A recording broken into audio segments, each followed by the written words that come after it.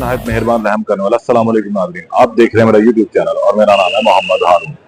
आज लाहौर में एक और बहुत बड़ी पेशी थी और ये थी जावेद भट्ट के कत्ल में नामजद मुल्जिमान अमीर फतेह और कैसर भट्ट के हवाले से।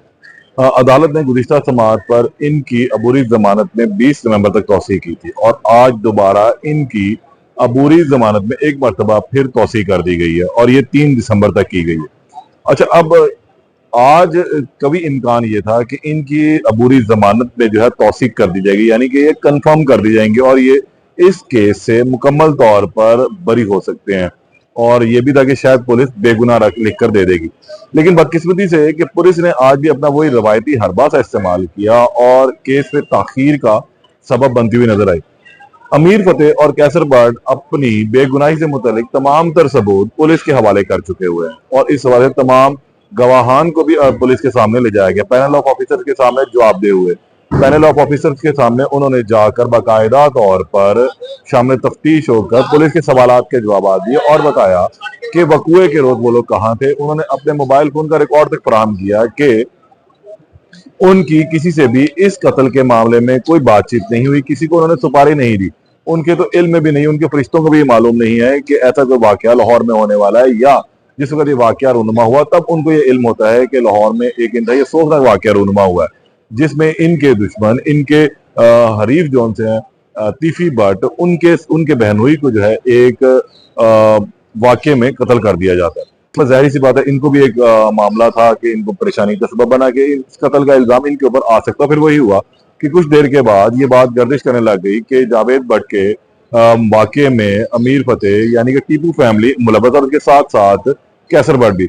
मुदई की जो वालदा थी, जो मौके पर मौजूद थी, स्टार विटनेस था, उन्होंने भी इस चीज का कहा कि उन्होंने खुद अमीर फतेह और कैसर भट्ट को देखा है कि वो वहां पर आए और उन्होंने गोलियां मारी। तहम इस बयान की बाद में नफी हो गई। उसकी वजह यह थी कि कुछ लोग जो पकड़े गए, जिनमें अजहर, अलियास और शूटर ये मौजूद थे, तो इन्होंने कहा कि जनाब ये कत्ल तो हमने किया है और हाँ ये जरूर है कि इसके पीछे टीपू फैमिली है, यानी कि अमीर मौसब के कहने पर हमने ये वाकया रूनुमा किया है। बहरहाल एक आरिफ भट्टी नामी शख्स वो इस केस के अंदर अभी तक मिसिंग है, वो पुलिस की गिरफ्त में नहीं आया, तो हम इस वजह से भी केस थोड़ा सा लमका हुआ। लेकिन आज अदालत ने अच्छी बरहमी का इजहार किया, नाराजगी का इजहार किया, खफगी का इजहार किया डीएसपी के ऊपर। डीएसपी आज अदालत में पेश हुए, अदालत को बताया कि जी हमारी तफ्तीश मुकम्मल नहीं है, हमें मजीद मोहलत दी जाए। जिस पर अदालत ने कहा कि आप इस तरह कितना वक्त मजीद लेंगे, तफ्तीश मुकम्मल क्यों नहीं की गई, तफ्तीश तो मुकम्मल हो जानी चाहिए थी, तमाम तर लोग आपके पास मौजूद है, शामिल तफ्तीश हो चुके हैं, फिर आप अपनी तफ्तीश को मुकम्मल करके इन 2 अफराद की हद तक क्यों नहीं अदालत के आगे पेश करते। अदालत ने कहा कि आइंदा तमाम रिकॉर्ड के साथ तफ्तीश मुकम्मल करके अदालत में पेश है, बसूरत दीगर अदालत अपना फैसला सुना देगी। यानी कि 3 दिसंबर की जो तारीख अदालत ने दी है, उसका मतलब यह है कि अदालत 3 दिसंबर को पुलिस की तफ्तीश की रोशनी में, या अगर वो तफ्तीश की रिपोर्ट अदालत में पेश नहीं करती तो उस पर अपना फैसला सुना देगी। जिसमें कभी इम्कान यह है कि अमीर फतेह और कैसर भट्ट दोनों ही इस केस से बरी हो जाएंगे। पुलिस ने इससे कबल भी हमने देखा कि अमीर बराज के केस में कुछ डिले किया, फिर जावेद भट्ट के कत्ल के अंदर भी डिले आया, लेकिन पुलिस किसी न किसी हद तक उस डिले के बावजूद उन तमाम मुल्जिमान तक पहुंच गई जो इसके अंदर बराह रास्त मुलव्वस थे या किसी न किसी तरीके से उनका ताल्लुक था। अमीर बराज के वाकये में हमने देखा था कि मुजफ्फर नामी जो शख्स है मौके पर हलाक हो गया, तो एक ही ब्लाइंड मर्डर था, लेकिन टीपू फैमिली की जानिब से फौरी तौर पर गोगी भट्ट फैमिली का नाम लिया गया, तिफी भट्ट फैमिली का नाम लिया गया, तो इसलिए उनको नामजद कर दिया गया। जावेद भट्ट के मामले के अंदर भी हमने यही देखा कि शूटर मौके से फरार हो गए, लेकिन मुदई की जानिब से जो एफआईआर के अंदर आज करवाया गया उसमें अमीर फतेह और कैसर भट्ट को मौके पर मौजूद पाया गया, लिखा गया और ये भी कहा गया कि इन दोनों ने ही गोलियां चलाई हैं। तो हम इसकी बाद में नफी इस तरह हुई कि जो शूटर था उसकी शनाख्त भी इनकी मुदई की वालदा ने कर ली थी, जेल में जाकर शनाख्त परेड के दौरान, और फिर ये मामला दूसरी जानिब निकल गया। लेकिन अब पुलिस के सामने ये दोनों बंदे पेश हो चुके हैं।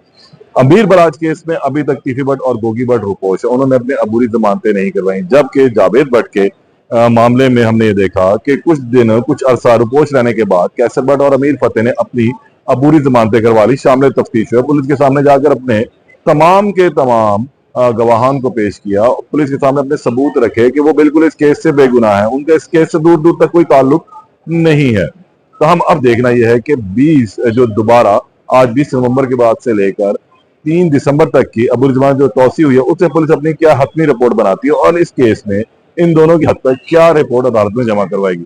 कभी इम्कान तो यही है कि इस रिपोर्ट की रोशनी में इन दोनों को इस केस से बरी कर दिया जाएगा, डिस्चार्ज कर दिया जाएगा। जबकि अमीर मौसर जो इस केस में दोबारा उनको जिम्मियों में शामिल किया गया था, उन्होंने अभी तक अपनी जमानत नहीं करवाई। तो हम सुलह की बात भी जो है दोनों जानिब से की जाती रही है, लेकिन अभी सुलह की बातें भी जो है वो दम तोड़ चुकी हुई है। उसकी बड़ी वजह यह है कि कोई ऐसा गारंटर नहीं मिल रहा जो इस बात की गारंटी दे कि अब आने वाली नस्लों में कहीं कोई ऐसा वाकया दोबारा रूनमा नहीं होगा, और वो इसकी गारंटी देने के लिए कोई शख्स इस टाइम लाहौर में या पंजाब में मौजूद नहीं है। तो हम बहुत सारे बड़े अभी इस टाइम बैठे हुए भी हैं। कोशिश यही की जा रही है कि इस मामले को फाहम तफहीम से हल कर ले जाए और आने वाली नई नस्लों का मुस्तकबिल महफूज किया जाए। 3 दिसंबर को इस केस के हवाले से मजीद जो अपडेट होगी आपसे शेयर करूंगा। तब तक के लिए इजाजत दें। अल्लाह के बाद।